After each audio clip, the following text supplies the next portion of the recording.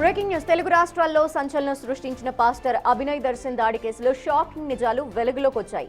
అసలు అభినయ్ దర్శన్ పాస్టరే కాదని అల్లూరు జిల్లా ఎస్పీ అమిత్ బర్దార్ సంచలన ప్రకటన చేశారు. ప్రజాదరణ, రాజకీయ గుర్తింపు కోసమే ఒక వర్గాన్ని నమ్మించి పాస్టర్ అవతారం ఎత్తాడని, గతంలో ఇతడు కొన్ని సినిమాల్లో కూడా నటించాడని ఎస్పీ తెలిపారు. భరోసా రాజకీయ పార్టీ పాదయాత్ర పేరుతో ఏజెన్సీ ప్రాంతంలో తిరుగుతూ ప్రచారం కోసం తనపై తానే మనుషుల్ని పెట్టించి దాడి చేయించుకున్నట్టు పోలీసులు నిర్ధారించారు.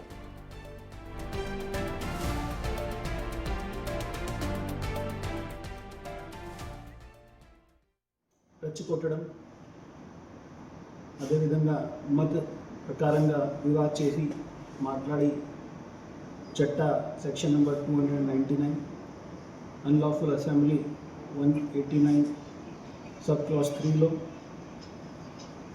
మత ప్రకారం విభిన్న మతలో భేద్ చేయడం, దీనికోసం సెక్షన్ 196 సబ్ క్లాస్ 2లో, అదేవిధంగా public mischief 353 section sub class 1లో, ఇంకా మత్ ప్రకారంగా మాట్లాడి మిగతా మత వాళ్ళకి ఫీలింగ్స్ని హర్ట్ చేయడం కోసం డెలిబరేట్ ఇంటెంట్ టు వూండ్. ఈ దాడి నాటకం వెనుక ముందస్తు వ్యూహం ఉందని పోలీసులు గుర్తించారు. కావాలనే మొబైల్ నెట్వర్క్ సరిగా పనిచేయని మారుమూల ప్రాంతాన్ని ఎంచుకుని ప్లాన్ ప్రకారం దాడి చేయించుకుని ఆ దృశ్యాల్ని వీడియో తీశారు.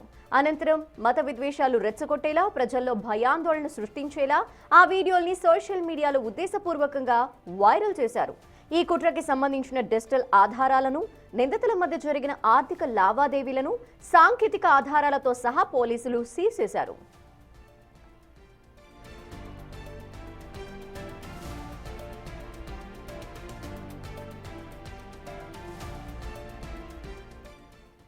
ఇదే విషయానికి సంబంధించిన డీటెయిల్స్ మా ప్రతినిధి రాజు అందిస్తారు. రాజు, ఏదైతే దాడి నాటకం తర్వాత అభినయ్ దర్శన్కి సంబంధించి రోజుకో కొత్త విషయం అయితే బయటకు వస్తోంది. ఇప్పుడు అతను పాస్టర్ కూడా కాదు, అది కూడా నాటకమే అంటున్నారు. ఇంకా ఏమైనా బయటకు వచ్చే ఛాన్స్ ఉన్నాయా? పోలీసుల దగ్గర నుండి కంప్లీట్గా మొత్తం డీటెయిల్స్ అన్ని వచ్చినట్టేనా?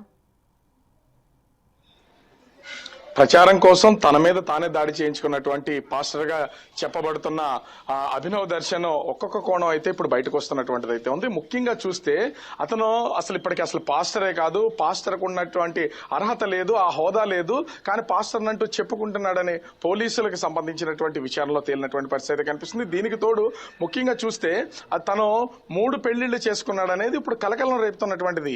ఆ పెళ్లిళ్లు చేసుకోవడం, భార్యలను వేధించడం, వరకట్నం వేధింపులు చేయడం, ఇప్పటికే అటు విజయనగరం అదేవిధంగా కడపల్లో 2 కేసులు నమోదైనటువంటి పరిస్థితి ఉంది. అంటే పాస్టర్ గా చలామణి అవుతున్నటువంటి అభినవ్ దర్శన్ విషయంలో ఎంత ఆ పరిస్థితులు, అతని ఫ్యామిలీ విషయంలో కానీ అదేవిధంగా పెళ్లిళ్ళ విషయంలో కానీ ఎంత దారుణంగా ఉందో దీన్ని బట్టి అర్థం చేసుకోవచ్చు.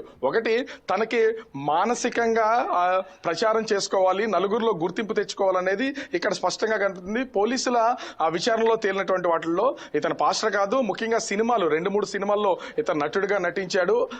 దాంతో పాటే ప్రచారం చేసుకోవాలి, తన గురించి అందరూ ఎక్కువగా మాట్లాడుకోవాలి, ఎక్కడా కూడా తను అడుగు తీసి బయట పెడితే తనకు అందరూ ఎదురొచ్చి నమస్కారాలు చెప్పాలి, ఇట్లాంటి మైండ్ సెట్ తో అతను ఉన్నాడనేది పోలీసుల విచారణలో తేలినటువంటి పరిస్థితి కనిపిస్తుంది. అయితే అభినవ్ దర్శన్కి సంబంధించి ముఖ్యంగా చూస్తే అటు పోలీసుల విచారణలో ఎట్లాంటి అంటే ఫోన్ సిగ్నల్స్ లేనటువంటి ఒక రిమోట్ ఏరియాని ఎంచుకుని అక్కడ ఈ దాడి చేయించుకున్నాడంటే ఒక్క పక్కా ప్రణాళికలో, అది కూడా గతంలో సినిమాల్లో చేసినటువంటి అనుభవం ఉంది కాబట్టి అనుభవాన్ని రంగరించి ఈ విధమైనటువంటి ప్లాన్ చేసుకున్నాడు. ఇలా చేస్తే ఒకటి సొసైటీలో తనకి సానుభూతి వస్తుంది, దాని పరంగా రాజకీయ పరమైనటువంటి ఎదుగుదల కూడా ఉంటుందనేది అతను ఆలోచించుకున్నటువంటి పరిస్థితి ఉంది. దీనితో పాటుగా సిపిఎఫ్ పార్టీ పేరుతో ఇప్పటికే విరాళాలు అయితే భారీగా సేకరిస్తున్నారనే ఆరోపణలు ఉన్నాయి. దీనికి సంబంధించినటువంటి వివరాలను కూడా పోలీసులు సేకరించినటువంటిది అయితే ఉంది. డిజిటల్ పేమెంట్స్ ద్వారా అటు ఫోన్ పే, గూగుల్ పే ద్వారా వచ్చిన జరిగినటువంటి డబ్బులకు సంబంధించినటువంటి లావాదేవీలన్నింటినీ కూడా ప్రస్తుతం పోలీసులు అయితే సేకరించినటువంటిది అయితే ఉంది. తన విలాసాల కోసం రాజకీయంగాను అదేవిధంగా సినిమాల పరంగాను ఎంజాయ్ చేయాలనే ఆలోచన ఉన్నటువంటి పాస్టర్ అభినవ్ దర్శన్ ఈ విధంగా పాల్పడినటువంటిది అయితే ఉంది. ముఖ్యంగా అటు ఏజెన్సీ ప్రాంతాలను ఎంచుకోవడానికి కారణం ఏంటంటే అమాయకమైనటువంటి ప్రజలు ఉంటారు, అక్కడ ఏం చెప్పినా వాళ్ళు వింటారు కాబట్టి గిరిజన ప్రజలను నమ్మించవచ్చు. తను ఒక ప్లాన్ ప్రకారం వెళ్ళాడు కాబట్టి ఆ ప్లాన్ ని ఎగ్జిక్యూట్ చేయొచ్చు అని ఆలోచించినటువంటి పరిస్థితి అయితే ఉంది. ఈ కోణంలో కూడా పోలీసులు అయితే దర్యాప్తు చేశారు. ఇక్కడతో ఈ దర్యాప్తు ఆగలేదు. అసలు మారుమూల గిరిజన ప్రాంతంలో దాడికి కడపకి ఉన్నటువంటి సత్సంబంధం ఏంటి, దీని వెనక ఏమైనా రాజకీయ కోణం ఉందా, రాజకీయ కుట్ర కోణం ఉందా అనే దానిలో కూడా పోలీసులు అయితే దర్యాప్తు చేస్తున్నటువంటి పరిస్థితి కనిపిస్తుంది.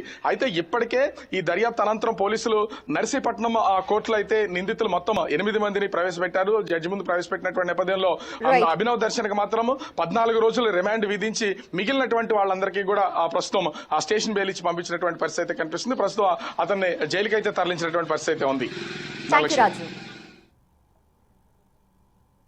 అంటే ఎన్ని రోజులు ఉన్నారమ్మా ఇక్కడ? ఈ పాస్టర్ గారు వచ్చాడు కదా, పాస్టర్ ఎన్ని రోజులు ఇక్కడ ఉన్నారు? అతనికి ఫుడ్ మీరే పెట్టారా వాళ్ళందరికీ? మేమే పెట్టాను సారు. అన్ని కూరగాయలు కూడా ఏంది కూడా సారు మరి ఏది ఇచ్చినా తినేవాడు. ఎన్ని రోజులు ఉన్నాడమ్మా ఇక్కడ? ఇంచుమించుగా ఎన్ని రోజులు? 16 రోజులు సార్, 2 వారాలు సార్. కానీ ఇబ్బంది ఏం పెట్టలేదు సార్ మాకు. చాలా ఏది పెట్టితే అది తినేవాడు సార్. వచ్చి వెళ్ళిపోయేవాడా ప్రతిరోజు?